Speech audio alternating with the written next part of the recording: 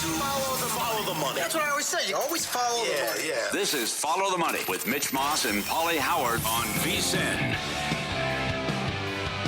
Here we go. Welcome in. It is Follow the Money on VSiN, the Sports Betting Network. Mitch Moss along with Paulie Howard. We are live in downtown Vegas from the Circa Resort and Casino. As always, fun 3-hour program lined up today. We'll have plenty on what took place last night between the Knicks and the Spurs. Also, Game 4 Stanley Cup Final. We'll hit that several times. Today's Major League Baseball card. There's one game I think I could talk about for like 2 hours, and it took place. It's game number 2 of the series out here in Las Vegas between the Brewers and the A's. Insanity last night. Nigel Seeley on the program for half an hour. He's coming up in 15 minutes. He'll have his best bets for the World Cup. Jonathan Davis in studio for Game 4 Stanley Cup, and Derek Stevens on the program a little bit later on as well. We will begin with what took place last night in the NBA Finals. Look, the Knicks are now shop around 1.5, 2.5 in Game 4. Total about the same, 216.5. And to win the series between $1.80 and $1.90, I got to say it again. I mean, if this thing extends out to 6 or 7 games at the same time as the Stanley Cup, 2026 here, man. And you said something right before the show started. June is typically like, here we go. Can't wait for football. Summer's really on the way. This has got the beginning of June is as good as I can ever remember, Paulie. Well, you might have NBA Finals, NHL Finals, World Cup, and U.S. Open all at the same time. You might get this prediction right that it plays out like 1993, where the home team went 1-5 and the Bulls 1-6 after winning the first 2 on the road. So that was the only other time that the road team has won the first 3 games. And the Dog is now 3-0 as well. I didn't think they matched their desperation in the second half. I thought it lived up to the hype when Barkley and Shaq say they got goosebumps when the Knicks took the floor with the atmosphere and the president being there and trying to end the drought of 73. But to be up 7 at the half and then you come out and quickly tie the game. But I thought the difference was they've made adjustments on Cat. I don't know what happened to Bridges, who was not involved at all. Shamet was minus 20 for the game, and they were in the bonus 3 minutes into the fourth quarter, which was huge. So the Knicks started 0 of 10 from 3, but for San Antonio to be in the bonus that early, that's a major talking point. We'll see if it works out for Brown. But again, Knicks fans and players and people who cover the sport think they are not getting a fair whistle. So I'm sure, and when we hear from Brown here coming up, and he was not happy after the game. He's setting this up now for Game 4 to get a much better whistle in that game. And I will point out, should that have been a flagrant on Wembanyama against Jalen Brunson? Well, let me remind people, for those who missed it, Brunson absolutely, as always, every trip down the court, he had a handful of Wemby's jersey. He gets mugged the entire game. Now he's fighting back and he's being physical. But that should have been a flagrant. The reason why they're not going to call him for a flagrant, Paulie, I don't know what he has to do out there in the court, but he will be suspended for a game if he gets one more flagrant. That's the way the NBA rules go. He's going to knock that off. That's dirty. He put Alvarado in a headlock. I know absolutely he did, and they completely ignored that as well. Yeah. So it's quite evident to me that they're not going to whistle him for a flagrant, and that's unfortunate. But it's the NBA, and I think one of the reasons why that they maybe got a favorable whistle. Although, watching the game last night, I never really had a problem with the calls in real time. So Brown again setting up for game 4 overall. But that was, for the people who had a problem with him, and I was one of them certainly, with like the lack of composure in Game 2, and then to say, look, go down low, be a little bit more physical. You're 7-5 for God's sakes. That's what he did last night. And he was out there like ready to throw fists the way it felt. The alley-oop, you can't guard that. No, God, no, it's unstoppable. It is. You cannot defend that play. If Fox or whoever attacks the basket and they just throw it up and he's in the vicinity of the rim where he can do his Inspector Gadget go-go arms and just tap it in or dunk it, you can't stop it. He's too big and too long. Yeah, that's the kind of play that I wanted. Now, this is easier said than done when you only have like 6 seconds left, but that's the kind of play that I wanted Johnson to draw up at the end of Game 2. Yeah. Because if you throw it anywhere like up there near it, he's got a pretty good chance of coming down for it and to win a game in that spot. I think you're right, where you said that they maybe figured out that Town is the head of the offense here, and the offense needs to go through Karl Anthony Towns. Yeah, Panic Paulie checking in. He has 1 assist in the last 5.5 quarters. And he has not scored in the fourth quarter yet in the series. What? Yeah. He was a non-factor, and that's incredible that what they've done, and he's not. Yep.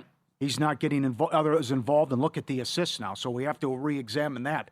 OG was awesome. They were phenomenal in the second quarter. I mean, they set a record, a Knicks record, finals. What they did, 42 points, 6 of 9 from 3, and 14 of 19 from the floor. But then that stuff vanished, and they couldn't throw it in the ocean to start the fourth quarter. Yep. But you knew. And it seemed like they relaxed a little bit, but you're up 7 at the half, and you knew that they were going to bring everything they had because their season was on the line. For sure. I didn't think they matched their intensity. No, neither did I. I thought the beginning of the third quarter told you everything that you needed to know pretty much about the game. The Knicks got completely outplayed there in that small little window of time. And, I mean, they did not want halftime to come, I'll tell you that. Right? Yeah, and then also the kiss of death at halftime, what Barkley said on national TV. Oh, my God, come on. You can't do that. What's he doing? That's what he does. Number one, you'd be outraged if you're a part of the broadcast or you're running things, if you're ESPN or Disney. Don't say the series is over. It's a wrap. It's a sweep. My house against your house. How about that? They come back at, I don't know if he hates Skip Bayless. He's become Skip Bayless. Yeah. Okay, and how about before the game? It's a must-win for the Knicks. What? How about after the game? Game 4 is a must-win for the Knicks. What are we doing here? Come on. Well, I will, again, agree or disagree. This goes all the way back, like decades with David Stern. The NBA and extending these series, is it good for business to have a Knicks sweep, or is it better for business to extend this thing out to 6 or 7 games? Yeah, but also with David Stern's NBA, the big market team in this would get the calls. That's why we're a little bit surprised by what's going on. I know they don't want to sweep, but here's the number one market and the big story, and they feel like they're not getting a whistle. So let's see if you agree with this. This was Mike Brown after the game pointing out the free throw disparity in the second half in favor of the Spurs. San Antonio played great. We could have played better. There were a lot of things that we didn't do that we did in game 1 and game 2. But to go 24 free throw attempts in a second half, that's 48 for the game if you think about it the way that they called that second half, compared to 8. All the shots we took, we got fouled 4 times, roughly, for 8 free throw attempts. He continued, I've never seen that before in a finals game. That's a very typical coaching move. Yeah. Again, I think it'll work. So do I. Because you're not paying attention to that. You look at fouls and free throws after the game, or what it is, while the game's going on. You didn't pay attention to the second half only. Sure. But then you look, that's alarming, 24-8. At least he thinks so. Well, I mean, how many coaches have done this in the past?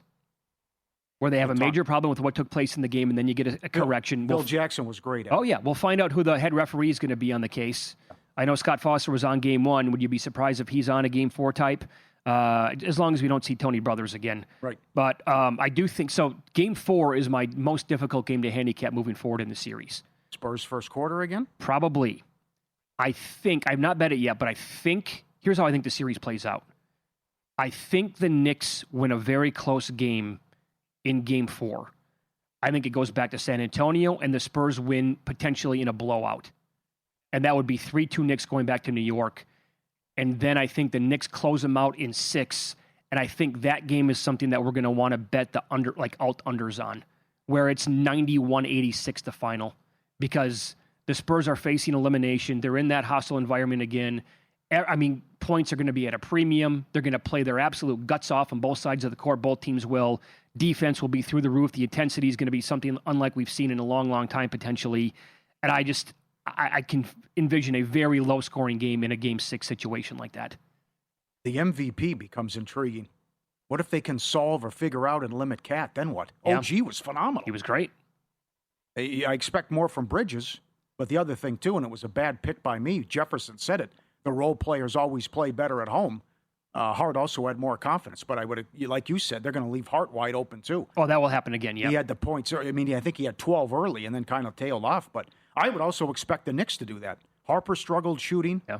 Johnson isn't hardly playing. Oh, boy, has he been bad. Brian as well. He's hardly. The Knicks, at least, Brown has a lot more guys he can trust and put out there as opposed to the Spurs. But I would expect the Knicks to back off and make some of these guys knock down threes as well. Sure. And Champagnie hasn't been as a factor as I thought he'd be. No, he was actually off the court last night in some pretty key moments. Who was the best player on the court last night, in your opinion? Was it Wemby, number one? Yes. And then how would you rank him after that? OG. I'd go OG 2 and then probably Castle number 3 last night. So they have been outscored in the series when Brunson's on the floor? Oh, yeah, he's a negative. Paul, he has 80. Yeah. He has, think about this. Yep. He has 82 points on 81 shots. I think even like the most diehard Knick fans out there will tell you, yeah, he's not the MVP of the series at this point.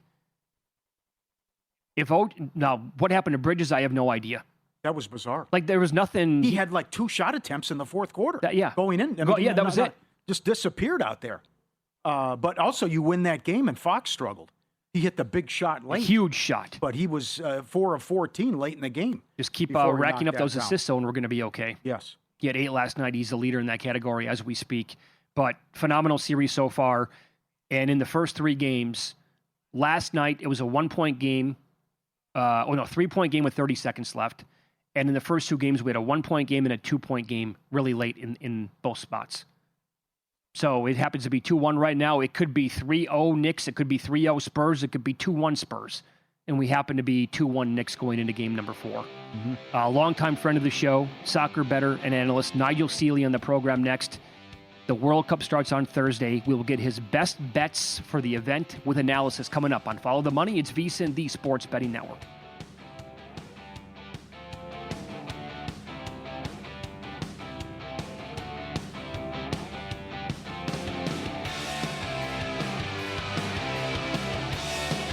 So you're listening to this podcast because you want an edge. But what if I told you you're only halfway there? You've got the mindset. Now it's time to get the toolkit to match. Here's the thing. Pro bettors spend thousands on data and tools, but what they don't want you to know is you can get the same edge for a fraction of the cost with VSiN Pro. With VSiN Pro, you get access to expert picks, public betting data, prop projections, powerful tools, analytics, and more. Tap the link in the description and see why thousands of bettors are already using VSiN Pro to cash more bets.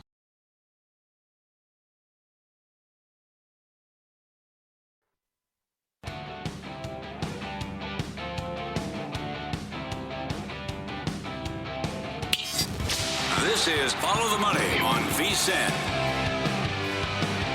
Thanks for checking in today. The World Cup. I keep saying carp. Why do I say World Cup? What does that mean? Are we going fishing?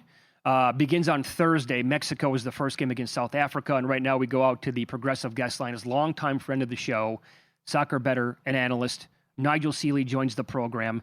He is he does his write-ups at vsin.com, Because We Win podcasts, also the Betting Weekly Studios. Hey, Nigel, good to talk to you, my man. How are you today? You all right? Long time no speak. Yeah. You got it. Yeah. Appreciate you. So here's what we're going to do. You're going to hang out for the next half an hour with us. I want to ask you about like the golden boot, the golden ball, your opinions on that, the eventual winner of the tournament. But you had a great write-up at vsin.com talking about group betting. And let's go in Group A, which features Mexico, South Korea, South Africa among the 4 clubs here overall. And you like South Africa to qualify. Is that correct? Yeah, I mean, it's not, I wouldn't say it's a massively strong bet, but my strategy on this World Cup is, obviously this is the first time we've got a 48-team World Cup. And it means that there's a lot of minnows in the World Cup, a lot of teams that, have never been here before, a lot of teams that are sort of effectively making up the numbers, the likes of Haiti, the likes of Curacao, the likes of Iran and Cape Verde making their appearances in the World Cup. And I think the market has been slightly disrespectful for the teams, the minnows, compared to the teams that are third in the betting.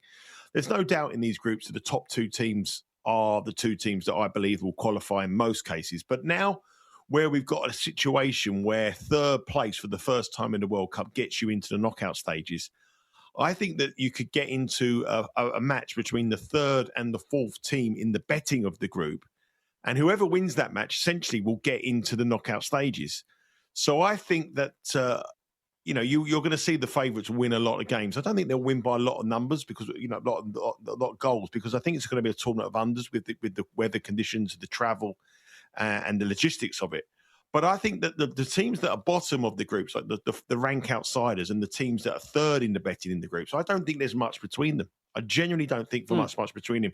So that's pretty much my strategy throughout the whole of the group. So in Group A, I've gone for, I think South Africa might qualify because I don't really rate the Czech Republic. I think the Czech Republic are pretty average. They're quite an old side, quite a dated side. I don't really like them. I don't think they're going to be suited by the hot conditions, whereas I think the South African teams will be very much suited by the conditions here. Obviously, Mexico's very humid. Looking at the weather forecast, though, for Mexico on Thursday, it looks wet. Doesn't look warm at all. So, I look at the Dallas where England are playing, it's going to be wet as well, but that's an indoor stadium. But, I feel that the weather's going to be so important. But I think that when you play the first match of the World Cup, it's quite nervy. And if you're playing against one of the hosts in the first match, all the pressure's on the host. And I think South Africa will frustrate them. I don't think that's going to be straightforward. But the reason for these bets is because I do think the gap between the third betting side and the fourth betting side isn't as big as the gap is. And I think it will come down to a shootout who wins. And, I think you can see a lot of these minnows may get themselves into the last 32. So I'm going to go for South Africa to qualify. I think they're around about 2-1 last I saw. I think that's a decent price for South Africa to qualify. That's a great breakdown. And I'm hoping for some unders as well. Group B, Switzerland, Canada, Bosnia, and Qatar. You have 2 bets here, an exact order and someone to finish at the bottom. What do you think, Group B, please?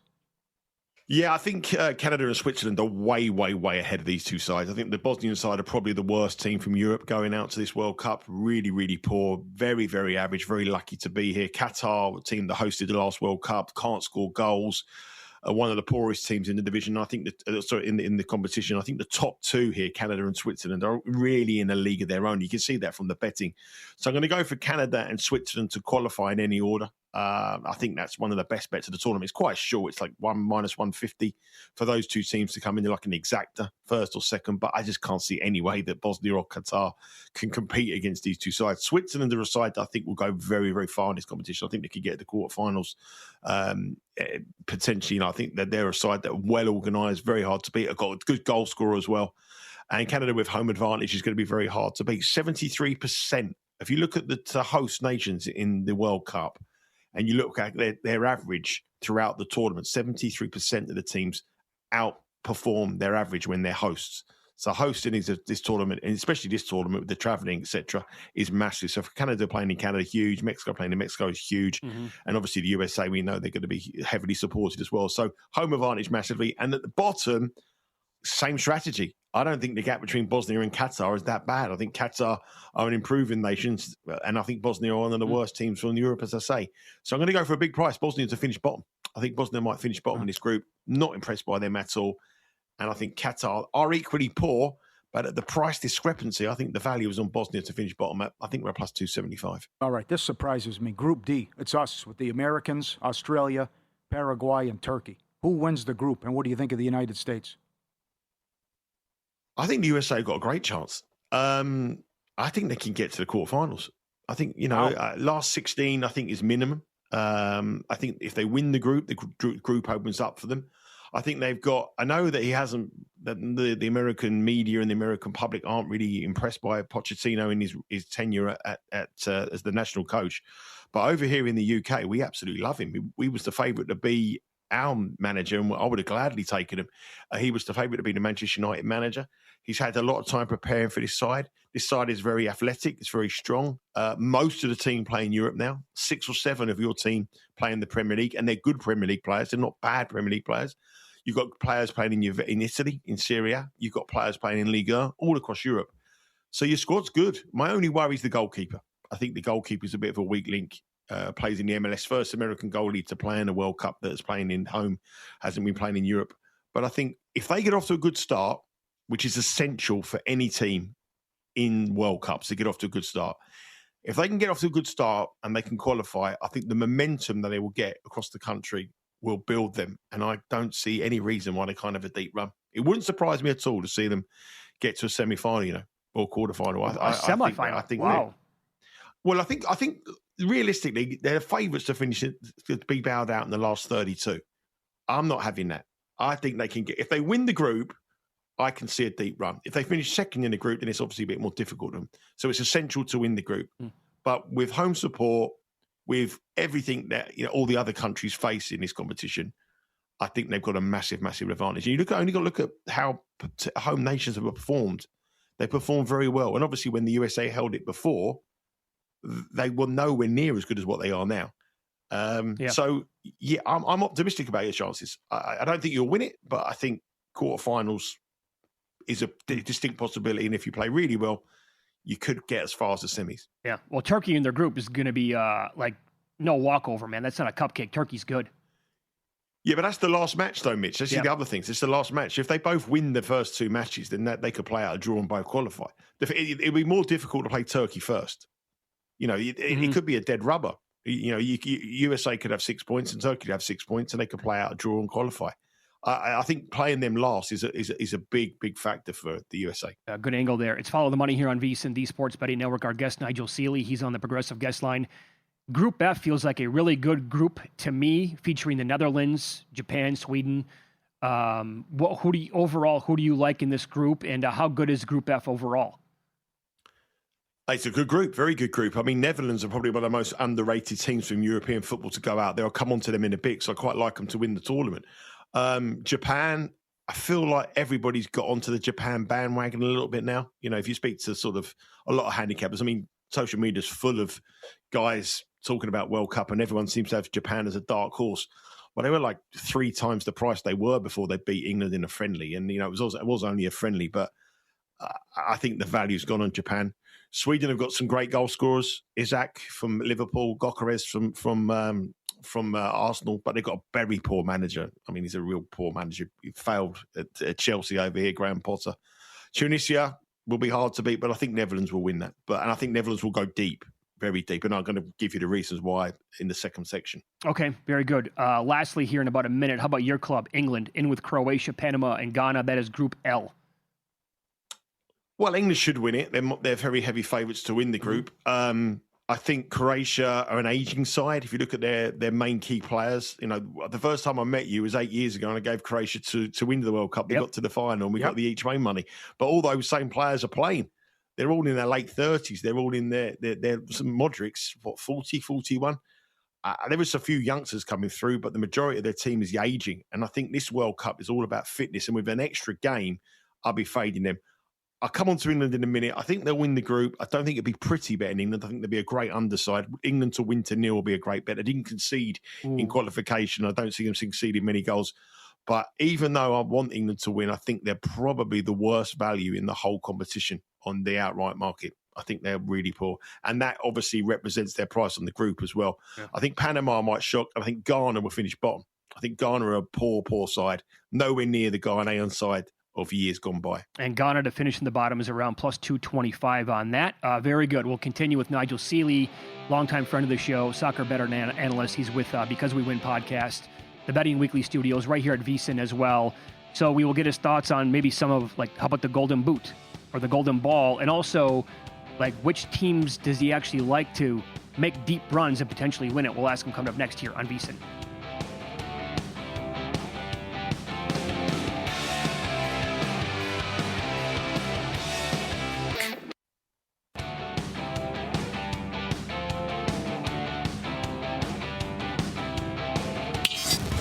This is Follow the Money on VSiN.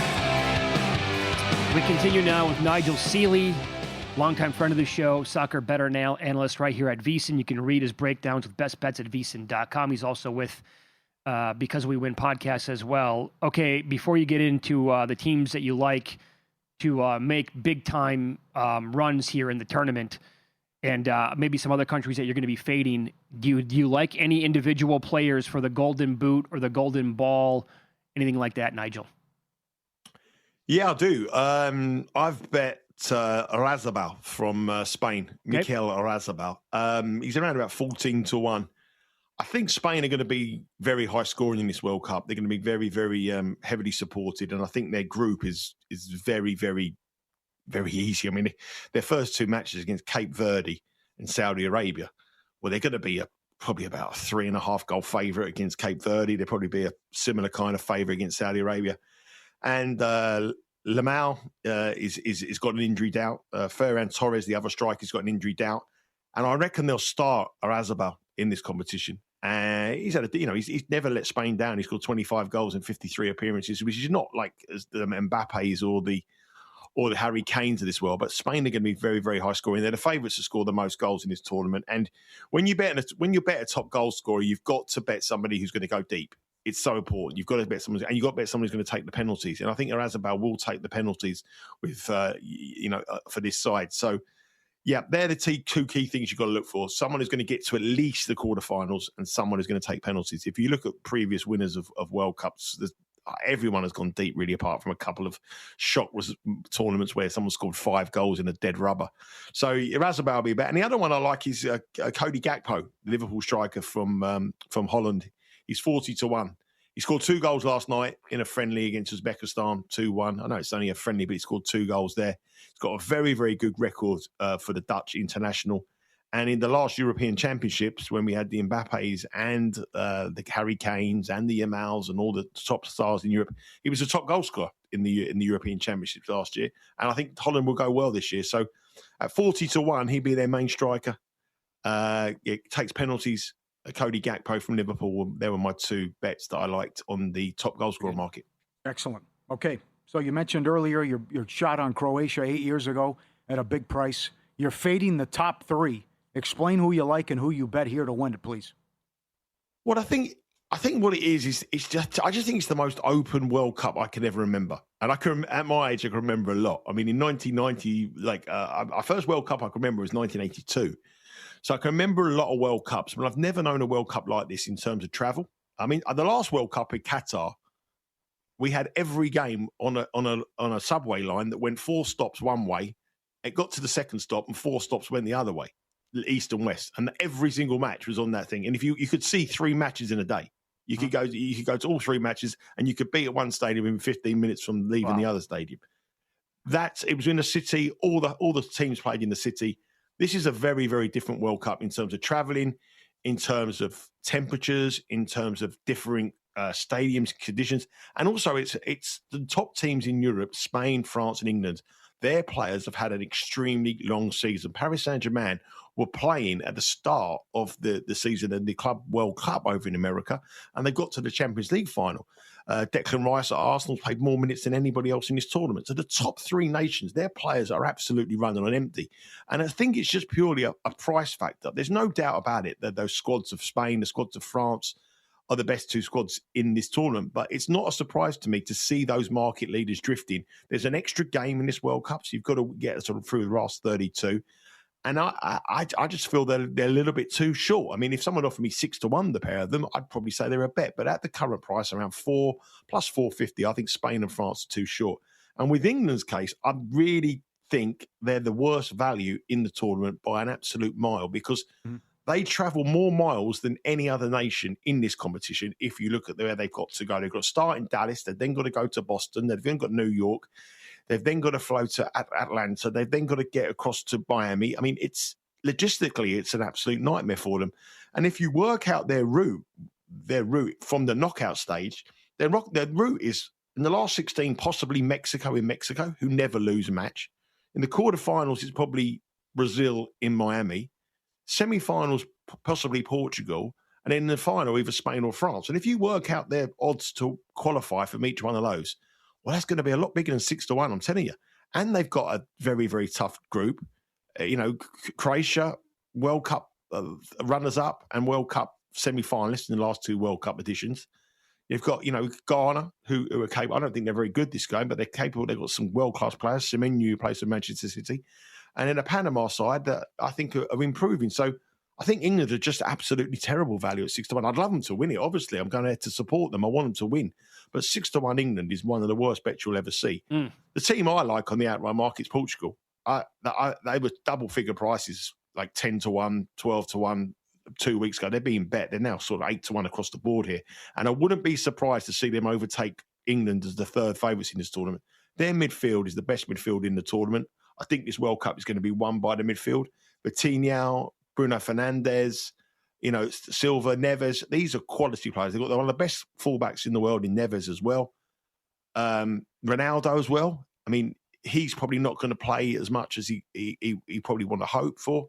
I think he realises his position, and I think they are the team that I think will beat. I like Brazil. I think Brazil are suddenly becoming a big price. Double-figure odds for Brazil. I mean, they're usually the market leaders. They're now double the price of Spain. Vinicius Junior, Neymar, Cunha, Rafinha. I mean, these are world-class players. Endrick, the young kid, I think is going to have a brilliant start. The 2 centre-halves are world-class. The goalkeeper, Alisson, for Liverpool. And they've got a brilliant manager in Ancelotti, who's won titles over here, won European Cups, one of the most successful managers in world football. 10-1 Brazil is a big price, especially when they're playing in Miami. That's going to be home matches for them. So yeah, I like Brazil. And Holland, I like Netherlands as well. I think we're a little bit short now. They were 33-1, but at 25-1, 20-1, I think Holland will go well. They come very close in the last 2 major tournaments. They got to the semi-finals of the European Championship, got beat by England with the last kick of the game. England beat them. In the World Cup before, they got beat on penalties by the eventual winners, Argentina. They played the whole of the extra time with 10 men. And if you look at their defence, they have Julian Timber, who plays for Arsenal, one of the best players in the world, the fullbacks. Dumfries, another brilliant player. Virgil van Dijk, who plays for Liverpool, centre-half. And Van der Ven. Reinders in midfield, plays for Man City. And up front, they've got Gakpo, who's a great forward. I don't think they're that far off England. Really don't. And England should have lost to them in the semi-finals of the Euros. And they're 3 times the price of England. I think they'll go well. Some other outsiders I think will do all right. I think obviously I said about America. I think they'll do okay. I think Switzerland will do okay. They're 80-1.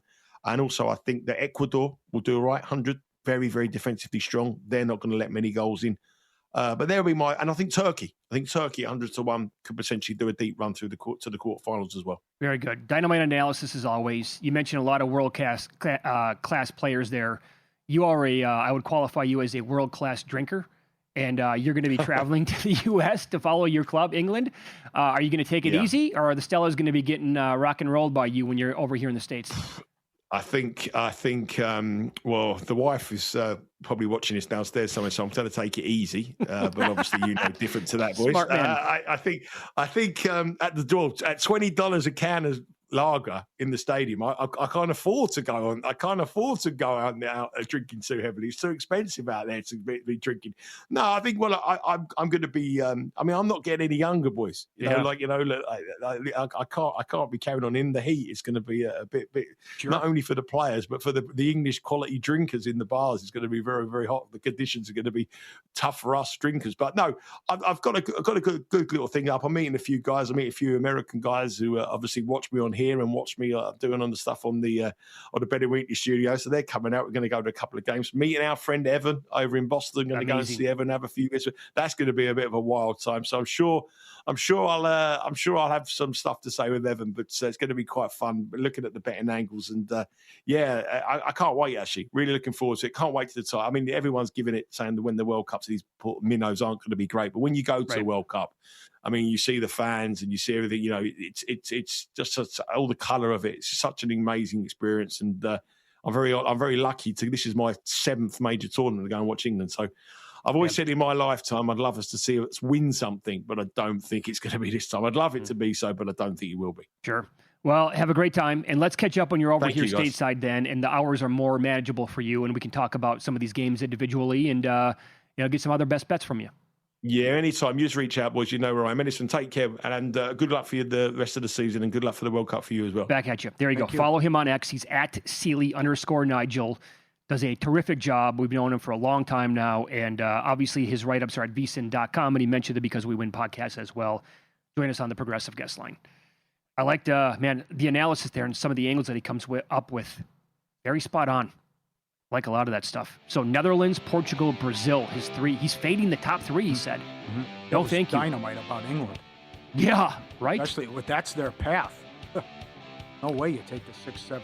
No, win, lose next. So many bets came in during the same game. Bettors rejoice, others complained. You have to come right back and try to take advantage again tonight. I'll tell you why. Next.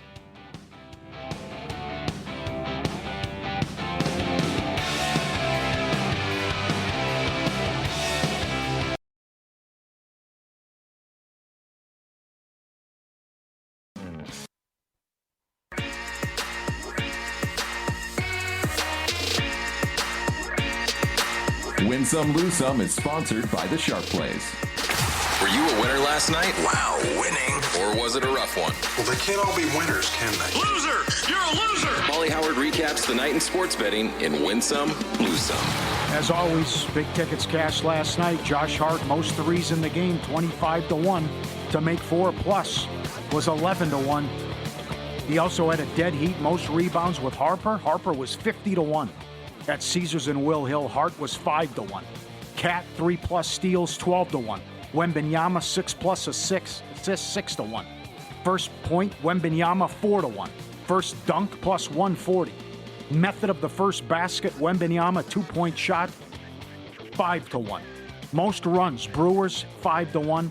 Highest scoring game, A's Brewers, 3-1. 11 home runs last night in Las Vegas. Kurtz to go deep twice was 24-1. Our producer, Luke, had it. Yeah, that's great. Everything cashed. He said it was one of the best baseball results he's ever had in his life. Oh, the in-play, I mean, you couldn't put the number high enough. Big Earn went deep. He was 14-1, and Goldschmidt, home run, 8-1 for the Yankees. Big Earn's warming up now. Yeah, it's a good price. Subscribe, be part of the team, vsin.com. Our radio and podcast friends, you always want to see these tweets and videos at Paulie Does Vegas on Instagram. Send them in, we'll put you on. It's always great to see the alpha. Look at this. Those are Cane Corsos going at it. And then the small dog on the bed is like, hey, knock it off. That's enough, you two. It's bizarre how the little guy calls the shots and they respect him. Yeah. About, hey, that's enough. No more roughhouse. Yeah, when the little guy makes his presence known, the big fella's like... They stop. They cut it out. Absolutely, they do. They dial it back. Yeah. Snowball runs on batteries. You're afraid of Snowball? How about number 8? I've seen this numerous times on Instagram where the neighbor's dog always wanted to check what's going on and peekaboo, and so they would build the guy a little hole in the fence to check in. I've seen it with bulldogs, and here's the retriever here. Look at that. Clear glass to come in with a little peekaboo to see what's going on in the neighbor's yard. Oh, your friends and neighbors, huh? Yeah, that's great. That is excellent. So is this. Jonathan Davis going to eat well again tonight. The menu they had at Game 3 for the Stanley Cup Final. The Sin City Lobster Poutine. They had steak with twice-baked potatoes. You got that with the waffle fries and lobster gravy. That runs you $40. I don't know what the steak and twice-baked potato. The lobster nacho. This thing, the lobster fries, whatever. Yeah. I was going to guess like 75, to be honest. Would you? Okay. I could have one bite, maybe. That's a big portion. Yeah. As Nigel talked about, we're all getting a little bit older here. Yeah. Younger me would have whacked on the whole thing, no doubt. Did you see now? that? Yeah. Ooh. Did you see like the Carolina fan got kicked out right when the game started? He had good seats. No. Oh, you missed that? Yeah. Imagine you travel all this way, you're a Carolina fan, you drive, gone. Why? He must have been intoxicated or something. Security escorted him out. It was all over social media. The game had just started, and the guy got kicked out. This is a fantastic lose some. We always do this once a year with Paul Charchian about fantasy football punishments. I love this one. The guy finished in last place, and in June, he had to dress up and go trick-or-treating and couldn't stop until he had 10 pieces of candy. That's phenomenal. That's an A+ right there. That came across my timeline over the weekend, and I had to actually stop the video because I was laughing for like 30 seconds. I'm like, that is absolutely brilliant. He went as Harry Potter. Okay. He says, goes as Harry Potter, goes door to door. Who's going to have the candy? Of course. How long's that going to take? A long time, I would suspect. Yeah. And what is your reaction when you open up the door? You're like, what? Get the hell off my property. Sure. Right. What are you doing? Are you allowed to explain? No, you cannot. There's no way you can be allowed to explain what you're doing. Otherwise, it becomes too easy. I answer the door. He's trick or treat. Trick or treat, that's it. In June. Yes. Yeah, oh, boy, that's going to take a while. If you're not allowed to explain it, yeah, it's Harry Potter. Again, well, you go back to my father, right? You wear the hat. This is my costume. We're in the middle of June. That's going to, like, if I had a whatchamacallit or a Kit Kat, I'm not giving it to you. No, right. Why would you? I got one laying around the house. And a bad beat. The A's were up 2 in the 9th and blew it. As that was epic, what happened down the street in Summerlin. Sports calendar never stops. Sharp Plays covers it all. All of it documented. Logs posted publicly. SharpPlays.com. AI plays have been fantastic. Look for the daily Mr. Poison tweets, and he's donated over $30,000 to charity with the Robin Hood plays. Respected, watched, and feared. Dialed in. Great sources. They reach out every day across all sports and send out their info to subscribers in real time. When they move, the books take notice. Start winning with them. SharpPlays.com. Get there now. So we mentioned this. Our producer, Luke, had the wherewithal to realize, AAA ballpark, the Aviators here, the Las Vegas Aviators, they hit a ton of home runs. Their opponents do. They just recently played in a game that was 21-10. So when you put professional teams here, not professional, wrong word, major league clubs in this ballpark, the balls are going to be flying out. We're at high elevation here, and it's like 95 degrees at game time with wind, by the way. So you can suspect some high-scoring games. Luke had Kurtz to hit 2 home runs last night at that number. Kyle, here, this will give you a good indication of what took place last night. Kyle Harrison for the Brewers had not allowed more than 2 earned runs in a game all year long. Last night, he recorded 7 outs, allowed 8 hits, 8 earned runs, and gave up 3 home runs overall. The longest home runs in the game. You had I watched the game. These were moonshots that we're talking about, leaving the ballpark. We had a 483-foot blast, 463, 457, 447, 443. The Heim home run to tie it up at 14 apiece went 316 feet. That was a pop-up that appeared to be an out, like before the track, and it left the park. And this will tell you what we're dealing with here. That ball would have gone out in 0 out of 30 parks across the league and had an expected batting average of 0, but it left the park. 94.6 exit velocity, 48 with the launch angle. Are you serious with that? And one professional bettor who was at the game texted me his seats last night. He's right on the catcher. Okay. Where he's sitting. He told me that early on in the game, he said that he's got a significant bet on the over. And then he followed it up with another text right after that said, I could pay for my entire summer if it comes in. And the over, I mean, it was easy. It was one of the easiest bets you're ever going to make. Yeah. And Kurt Hogg covers the Brewers, tweeted this out. He said, Major League Baseball should be embarrassed for playing meaningful games in this park in the middle of the summer. Oh. He was not happy. Other people were like, this is a mockery of the game. And so when this was going on, I know the total has moved to 13 right now, but it was 4-2 in the third inning. I'm like, I got to look. Are overnight's up yet? I found 11.5, and I played that over for tonight. But I think there's also, we'll dive into this more coming up in about 20 minutes. 11 home runs were hit overall. Like, do you want to, I think this is going to be the theme the entire time the A's are playing at this park. Yes. No way, no how I could play an under. No, look at the starts the year that Harrison has had. Sure. And what happened. And Ginn's been good, too. So then you're throwing a tomato can with the Brewers out here. This guy, Gasser, has bad numbers. Yep. So how about that move? 11.5 up to 13, and rightfully so. These are the shortest home run odds for a full team or for a full game that I've ever seen in my entire life. Consistently, you have across the board multiple players who are below 2-1 to hit a home run tonight. That is as if an all-star team would play at Coors for a weekend series. I've never seen this before. And we'll expand on this coming up, like I said, but like the Yurfie number is absolutely off the charts in this game tonight. But it has to be, and I think that's, man, are you going to be surprised if it's 11-8 again? You can bet this so many different ways. Like, will both teams score 10-plus runs? Will they both score like 8-plus runs? Books really went out of their way to, I think, provide an extra menu for this game tonight. Mm-hmm. You want the total home runs hit in the game, Paulie. 3.5 overs minus 160. After what occurred last night? After what happened last night. Oh, wow. 3.5 is minus 160. Seems too easy. I think you make that bet, and if you lose, you lose. That's right. Yeah, that's great. I got to point out Ozuna against Lauer today for the Dodgers. 6 of 11 career, 3 bombs. Over 2 total bases is a nice plus price. Very good. You want to go 1.5, you can do that too. 6 of 11, 3 bombs career. Yeah. Did he not just face Lauer recently and he went crazy? I might be wrong with that, but there was a matchup that was very favorable for Ozuna in his career, and he absolutely dominated again. But this is look at this pitching matchup, first of all. Well, not pitching, but it's Skeens against Ohtani and the Dodgers, and Ohtani is... He goes tomorrow, yeah. Yeah, Ohtani is basically turning into one of the hottest batters in the league, and now you have Skeens kind of slumping right now, but... You can get the Dodgers right now at plus 104 due to the pitching matchup overall. Interesting. Sure. Got some bad starts, no Yes. doubt. Yeah, he ERA's is. almost 3 now. Yep. Been a good win for the Yankees last night. As they've struggled against teams with a winning record. Very true. And now they got Cole going on the road again. I'm sure all those Yankee fans were checking it out last night. Mm-hmm. I told you how I was betting the game last night based on the numbers. It happened to come through. This approach needs to be considered again in Game 4. I'll explain that next on Follow the Money. It's VSiN, the Sports Betting Network.